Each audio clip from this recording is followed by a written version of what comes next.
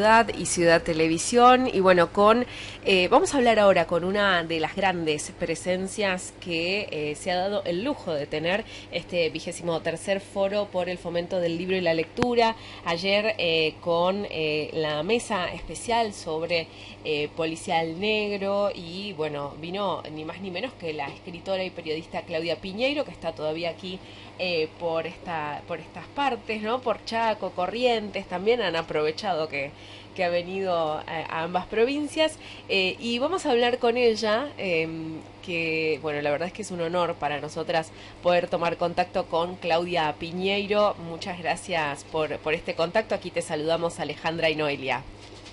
Hola, ¿qué tal? ¿Cómo están? ¿Cómo te ha recibido Chaco en estos días y ayer también con la presentación en el foro? Bueno, muy bien, esta es la tercera vez que vengo al foro y siempre vengo con mucho entusiasmo porque es venir a encontrarse con un montón de gente que tiene ganas de hablar sobre literatura, de fomentar la lectura, de encontrar nuevos caminos para que la gente lea, así que te sentís como en un clima muy particular, ¿no? Dentro de un país donde muchas veces se hablan de otras cosas, tanta gente junta hablando de lectura y cómo fomentar la lectura es un espacio muy reconfortante, ¿no? Uh-huh. Vos también te has hecho tu lugar, ¿no? Como mujer dentro de la literatura argentina y particularmente del género. ¿Cómo ves esta posibilidad que también da, esta apertura que se da desde el mismo feminismo de poder hacer que las mujeres sean visibles, las mujeres escritoras? ¿Vos lo venís viendo hace tiempo o no? Mira, la escritura es un lugar donde hay menos espacios de poder para pelearse, ¿no? Hay otros lugares, hay otros campos donde los espacios de poder son mucho más claros y entonces las luchas han sido más descarnadas y los espacios ganados por las mujeres mucho más difíciles, ¿no?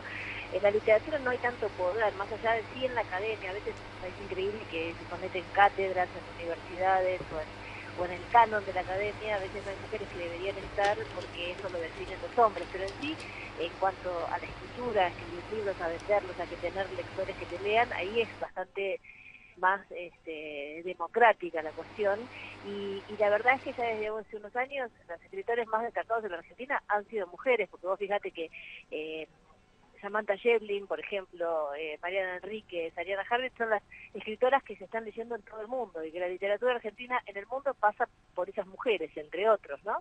Entonces, de alguna manera, como es un trabajo más individual, donde no tenés que luchar esos espacios de poder con otros, no se te hace tan complicado. Eso no quiere decir que no seamos mujeres metidas en un sistema y que somos absolutamente conscientes de que esto cada vez que tiene que ver con que además des clases en la facultad o además quieras entrar de grado, lo que sea, se te complica, ¿no? Nosotros ahora cuando fue lo de la ley del aborto en Buenos Aires, llamamos a firmar una carta, a firmar las escritoras que vayan de forma presencial a hacerlo, para que sea un acto corporal y no esa cosa que te mandan una adhesión que es más impersonal, y nos sorprendimos nosotras mismas que nos juntamos un día 500 escritoras en Buenos Aires y que había escritoras juntándose en distintas ciudades de la Argentina y que muchas no son vistas, ¿no? Pero no son vistas como también algunos hombres, ¿no? Pero la necesidad de que fuéramos solo mujeres en esa firma era para que nos vieran, ¿no? Que es un poco el tema que muchas veces no se ve. En las artes plásticas, por ejemplo, hay un movimiento NP que también está en literatura, que ha pedido a los museos en Buenos Aires que durante algunos días se iluminen solo las obras de las mujeres para darle más visibilidad en medio de tanto hombre que pasa desapercibido, ¿no? En la hora que sí nos ven, digamos. Sí, Sí. Y también, bueno, pensaba con respecto a todo lo que vos decís del desarrollo de las mujeres que también están mezcladas están insertas en un sistema patriarcal o machista. ¿Vos pensás que hay una literatura de mujeres o no? Porque hay algunos que defienden esta idea y otros no. mira, nosotros las mujeres escritoras nos quejamos de que se hable de literatura femenina Mm. porque hay como una subestimación cuando se habla de eso, ¿no? Entonces hay una escritora catalana que estudia mucho el tema del feminismo y demás, que dice que si nunca te preguntaron si hacés literatura femenina, o no sos mujer, o no escribís, o no te hicieron una entrevista, sino siempre caes en esa volteada. Entonces, muchas veces las escritoras aprendimos como a reaccionar a esta pregunta, respondiendo rápidamente, no hay literatura femenina y masculina, hay solamente buena y mala literatura, etcétera, etcétera, porque respondés desde el prejuicio del otro, que generalmente cuando te haces esa pregunta es para como una pregunta de subestimación, ¿no? Sí. Ahora, dicho esto, la realidad es que muchas escritoras escriben distinto que los varones, porque tenemos una cabeza distinta para algunas cosas, hay otras que no, pero en muchos detalles, a veces en la escritura se nota que hay novelas que podrían haber sido escritas solo por una mujer, ¿no? Eso no quita que no sea una novela como cualquier otra y que las mujeres estamos muy acostumbradas a armar el masculino a partir del hombre. Sí, del estereotipo. Carta al Kafka, claro, te dan carta al padre de Kafka o La invención de la soledad de Paul Auster, no decís, no lo leo porque es... Me agarró una ataque de estómago. Es el clima también de acá, de la zona, ¿no? Es la humedad. Bueno, capaz que hay algo. Sí, seguramente. No decís, no lo leo porque es una historia de padre e hijo, lo lees igual y al más en el universal. En cambio al hombre una historia de mujer y madre le cuesta armar, ¿no? Desde el universal. Sí, y pensaba lo que vos decías con respecto a los grupos de mujeres que se han conformado en base al debate por la legalización del aborto, ¿no? De repente aparecieron tantas agrupaciones o qué sé yo, conformaciones nuevas de las artistas por el derecho a decidir, las escritoras, las periodistas, bueno, las mismas médicas también, y esto es ¿cuál es tu lectura en base a este fenómeno social que nos ha encontrado, ¿no? ¿Necesitábamos encontrarnos? Sí, me parece que es eso, que necesitábamos encontrarnos y que nos vean, y por eso nos fuimos agrupando. Y es muy llamativo que la agrupación vino por el lado de la profesión de cada una, ¿no? Porque también las mujeres siempre hemos estado a veces relacionadas con el hombre con el que estás pareja, ¿no? Sos la mujer de fulano. Y acá la agrupación tuvo que ver con las artistas, como decís vos, las periodistas, las pintoras, los arquitectos, etcétera, porque era una forma de, bueno, ¿cómo nos agrupamos? ¿En función a qué? Y cada una tiene una vida, con una tarea que desarrolla, con una pasión que tiene, y fue como naturalmente juntarse con la gente con la que trabajás, con la que pasás tantas horas, ¿no? Las primeras fueron las actrices, que yo realmente creo que ha sido algo muy importante para la sociedad, porque las actrices son más conocidas que las otras agrupaciones de mujeres, y además han tenido mucho que perder, porque vos imagínate que tienen portación de cara, entonces primero que es más fácil agredirlas por la calle porque se las reconoce, como ha pasado en estos últimos tiempos, y además muchas han tenido que decidir si hacían o no determinadas manifestaciones porque tenían un contrato con una empresa que le decía que si lo hacía no podía seguir siendo la cara visible de determinado producto, ¿no? Entonces ellas tienen mucho más que perder y sin embargo encararon esa lucha como sin ponerse a evaluar estas sí, cosas que las y perjudicaban. obligando también a la ficción a empezar a tomar estos temas, ¿no? También, no sé, Sí. la literatura viene más avanzada en ese sentido, pero seguramente también habrá un viraje. Sí, la literatura viene más avanzada y en la literatura hay como una cosa que digamos, es menos impertinente en cuanto a meterse. Si vos no querés un libro, no lo comprás y no lo lees. Lo que está pasando con la ficción de 100 días para enamorarse, que es una ficción que se da en horario de prime time y que entra en la casa, en la familia, en el horario de la cena, es que se introduce un tema como es una chica que decide convertirse en varón, hacer el pasaje de género, en un horario absolutamente familiar, que lo ve todo el mundo, y eso permite, como en algún momento en otra serie hace años atrás, fue el hecho de que estuviera Flor de la B, y también introdujera ese tema que antes no se hablaba en la familia, ahora es este otro y después será otro, ¿no? Me parece que la ficción a través de la televisión permite hablar de muchos asuntos que cuesta a veces hablar en algunos ambientes, ¿no? Claudia, y te iba a preguntar respecto de esta convulsión que vos estás describiendo, que tiene que ver con la conformación de las distintas áreas en donde la mujer se manifiesta, ¿no? ¿Qué expectativas tenés vos respecto de la lucha feminista, ¿no? De aquí en más con lo que sucedió, digamos, en el Senado, que, bueno, no fue, pero ¿cómo pensás vos que la cosa se está perfilando o se va a encarar, digamos, desde la lucha feminista? Mira, hay una cuestión que creo que quedó claro, que esto no tiene vuelta atrás, ¿no? La lucha feminista no es que es una moda y va a pasar de largo, o sea, al lugar donde llegan las mujeres será de ahí en adelante, ¿no? Si no pudimos pasar esta barrera, la pasaremos el año que viene, la pasaremos el otro. Son barreras que hay que pasar, pero no hay retroceso. No hay retroceso porque las generaciones que nacen directamente, la gente joven no entiende cómo podemos haber estado tanto tiempo siendo una clase de personas inferiores en muchos derechos, y tampoco entienden cómo los senadores votaron en contra de la ley del aborto. Es muy difícil encontrar chicos jóvenes, incluso colegios católicos, que los profesores los tienen que adiestrar con respecto a que piensen mal acerca de la interrupción voluntaria de embarazo, y sin embargo los chicos en privado te dicen que ellos están totalmente de acuerdo. Va a ser muy difícil parar, digamos, que el aborto sea legal en la Argentina, pero además muchos otros derechos por los cuales luchan las mujeres. Vos fíjate que después de la marcha del 8 de agosto, cuando se le preguntaba a las chicas que estaban ahí, ni siquiera hablaban del aborto, hablaban de mis derechos. Vengo a luchar por mis derechos, quiero que me respeten mis derechos, quiero tener los mismos derechos que los hombres. Esto excede el aborto y lo saben, ¿no?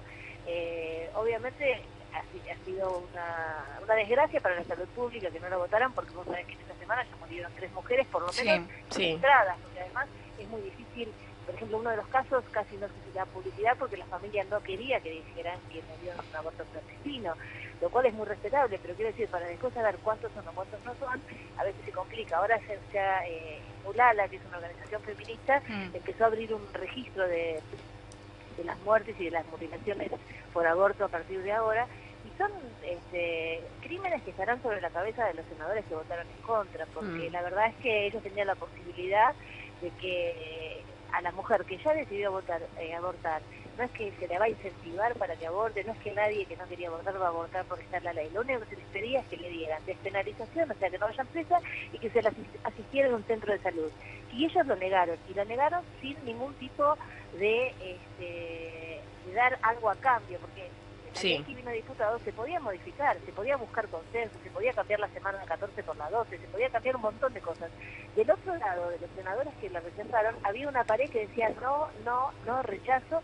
La senadora de Tucumán inclusive amenazó con romper el bloque de Cambiemos si se votaba cualquier cosa que no fuera el rechazo. Hay gente realmente absolutamente radical en cuanto a sus ideas, ¿no? De que no les importa nada el otro, lo único que les importa que sus ideas son esas, y que es que no, y se terminó. Creen que se maneja el país como si ellos fueran los dueños de nosotros, los dueños de las mujeres somos esclavas de género, y no les importa nada. Supongo que tampoco les importará las 3 mujeres que se murieron esta semana, pensarán que igual ellos han actuado por un bien superior que andás a saber cuál es, pero realmente la indignación de la población con respecto a todos ellos es cada vez mayor. Es incomprensible que no hayan tenido una mirada de bienestar social, de salud pública, de cuidar a la población, porque no salvaron a esos 3 embriones, y además se murieron 3 mujeres. ¿Vos pensás, Claudia, que esto también abre como la brecha más grande todavía de odio que se vio en estos últimos tiempos, ¿no? Por el hecho de pensar diferente simplemente, y que se manifiesta, ¿no? En distintas acciones, actividades violentas. No sé, a mí me cuesta pensar en términos de odio porque a mí nada me genera odio, entonces me cuesta pensar que el otro tiene odio. Sí ha habido cosas de mucha violencia, gente que ha agredido a chicas por la calle, bueno, yo he sido víctima también de la violencia, muchas actrices fueron víctimas de la violencia. Entonces, bueno, que haya algunas personas desubicadas, agresivas y violentas que aprovechen estas causas para sacar su bronca, yo no voy a pensar que esto va a instalar el odio. A mí lo que sí me instala es una gran tristeza y una gran desilusión, no solamente por lo que fue la votación, sino por haber escuchado ciertas cosas. Yo he escuchado cosas de senadores de la Nación que sinceramente me he quedado muy preocupada, y no preocupada por esta ley. Lo cual, por otra parte, es bueno, porque era gente que no conocíamos y que ahora sabemos que son capaces de decir las barbaridades que dijeron, ¿no? Entonces, esas personas, ya no para esta ley, para cualquier ley, me da muchísimo temor que esas personas tengan en sus manos mi vida, la de mis hijos, la de mis amigos. Entonces habrá que pensar muy bien a quién se le da ese poder en las próximas elecciones, porque eso no tiene que ver solo con esta ley. Gente que piensa éticamente de la manera que han dicho algunos de ellos, están fuera del mundo que yo quiero vivir, porque no es una cuestión de ideología, es una cuestión de ética. Sí. A una persona que obliga a otra persona a que su cuerpo lo ponga a disposición de su creencia religiosa, yo no le tengo mucho miedo. A mí son gente que me da miedo, sinceramente. Y no hablo de la persona que cree eso, porque yo entiendo que a las personas a veces son influenciables, muchas veces la iglesia le llena la cabeza con cosas, yo eso lo puedo entender. Pero un senador, un diputado, tiene la obligación de estudiar, de leer la ley, de informarse, de buscar caminos. Y todos estos que dijeron solamente que no hicieron nada de todo esto. También te iba a preguntar acerca de esto, ¿no? De todo lo que se ha dicho con respecto a quienes estaban en contra de la legalización del aborto, y parece que hoy en tiempos de muchísima información, ¿no? También se toman distintas fuentes que no son confiables y Internet da para todo en este caso, y da también para que se esparzan rumores y se esparzan distintos datos como ciertos cuando en realidad son falsos. ¿Vos cómo notaste eso también? ¿O cuál es tu...? ¿Con respecto a qué te lo decís, por ejemplo? Con respecto a lo del aborto, ¿no? Que sean desde cadenas de WhatsApp por Facebook y demás que se tomaban como ciertas y que hacían que se esparzan falsedades. Bueno, yo creo que ahí, digamos, hay una cosa de base que es la educación de la población. Cuando vos te llega una cadena que te dice, están llegando micros desde Bolivia y Paraguay para abortar en la Argentina, y si vos sos una persona educada y tenés más o menos una cierta lógica, sabés que eso no puede ser cierto. Y como eso, muchas otras cosas. Ayer, por ejemplo, también circuló una versión de un aborto en el Chaco, que era falso porque había sido, no era falso, había sido del año pasado. Del año pasado, sí, el de Luisa Romero. Claro, pero alguien se equivocó, dijo que era de ese año, empezó a circular. Nosotros, digamos, los que somos periodistas o comunicadores, antes de hacer llegar esa información, lo primero que tenemos que hacer es chequearla. Esa es una responsabilidad del oficio, ¿no? A vos te llega, a nosotros nos llegan todo el tiempo datos como ese, lo primero que haces es, bueno, llamás a las periodistas de Chaco, le decís, che, ¿saben si es cierto o no? Lo chequeás y antes de dar la información. Después, cuando te llegan por WhatsApp todas esas cadenas y esas informaciones, o por ejemplo, esas fotos de abortos en las cuales se ven pedazos de bebés que son falsas, o sea, eso es falta de educación de la gente, porque además hay mucha gente que han sido madres, que se han hecho ecografías a los 2, a los 3, a los 4 meses, y saben que un bebé en esa edad no es eso. Cualquier mujer que ha estado cerca de una que ha abortado sabe que un aborto con misoprostol es solamente sangre lo que despide una mujer, no hay otra cosa que no sea sangre. Cuando dicen se trafican los fetos, se trafican... Sí, eso. Bueno, lo ha dicho una diputada acá, ¿eh? Una diputada salió a decir eso. Esa diputada debería haber una forma de sacarle su trabajo, porque para hacer un trabajo vos tenés que estar capacitado. Y si vos no estás capacitado para leer y para saber determinadas cosas, no deberías hacer un trabajo. Nosotros para entrar a un trabajo, a una oficina, nos toman un examen, nos hacen un psicodiagnóstico, nos hacen, si tenés que sumar, tenés que saber sumar, si tenés que restar, tenés que saber restar, etcétera. Entonces un diputado que dice eso en el Congreso y no está capacitado para ser diputado, porque eso es mentira. Entonces es de una manipulación extraordinaria. Tampoco, digamos, hemos visto también que han llevado gente a decir cosas como esas y otras que son mentiras, como Albino, con la porcelana, etcétera, que son peligrosísimas. Entonces, esos y que además tienen un negocio, ¿no? Hay un negocio, hay dinero por detrás, pero además es peligroso, hay gente escuchando esto. Entonces a mí me parece que los diputados que propusieron eso deberían tener una sanción, porque ellos tienen responsabilidad. No es lo mismo una persona que está en su casa y cree eso y esté equivocado que un senador de la nación. Tiene que tener determinadas saberes que ha demostrado que no tiene, básicamente, ¿no? Claudia, desde ya te agradecemos muchísimo este contacto aquí con Radio Ciudad y bueno, todos los éxitos y esperamos que vuelvas pronto también aquí a Chaco. Gracias. Un beso grande para ustedes. Muchas gracias. Bueno, hablábamos con Claudia Piñeiro, escritora y periodista. Creo que no hace falta más presentación, ¿no? Y nada más y nada menos.